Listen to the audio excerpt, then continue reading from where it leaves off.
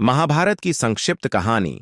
महाभारत प्राचीन भारत का एक महाकाव्य है जिसे महर्षि वेदव्यास ने लिखा था। इसमें कौरवों और पांडवों के बीच हुए धर्मयुद्ध की कथा है।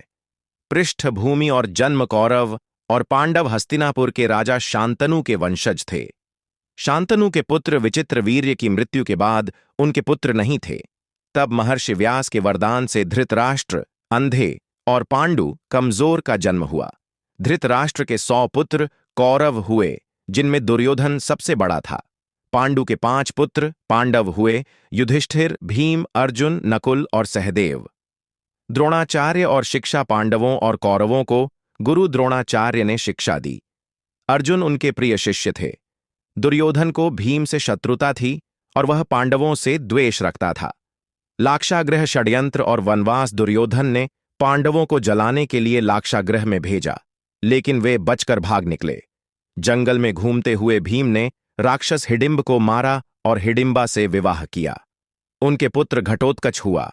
अर्जुन ने स्वयंवर में द्रौपदी का वरण किया और वह 5 पांडवों की पत्नी बनी। इंद्रप्रस्थ और जुआ पांडवों को इंद्रप्रस्थ नामक नया राज्य मिला। युधिष्ठिर ने दुर्योधन से जुए में अपना सब कुछ हार दिया, जिससे पांडवों को 13 वर्षों का वनवास मिला। द्रौपदी का चीरहरण हुआ, लेकिन श्री कृष्ण ने उसकी रक्षा की। वनवास और अज्ञातवास। पांडवों ने 12 वर्ष वन में और 1 वर्ष अज्ञातवास में बिताया।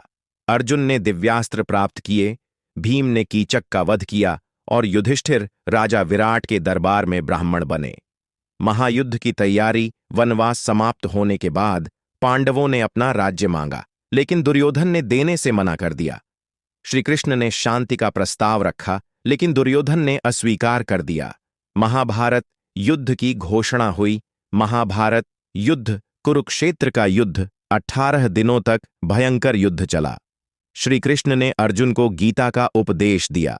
भीष्म, द्रोण, कर्ण, अभिमन्यु और दुर्योधन सहित कई योद्धा मारे गए। भीम ने दुर्योधन का वध किया। अश्वत्थामा ने छल से द्रौपदी के 5 पुत्रों की हत्या कर दी। युद्ध के बाद और अंत युधिष्ठिर ने राजसूय यज्ञ कर राज्य प्राप्त किया। श्री कृष्ण की मृत्यु के बाद यदुवंश का नाश हुआ।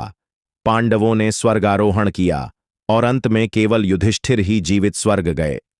महाभारत का संदेश यह है कि धर्म और अधर्म के संघर्ष में अंततः सत्य की विजय होती है।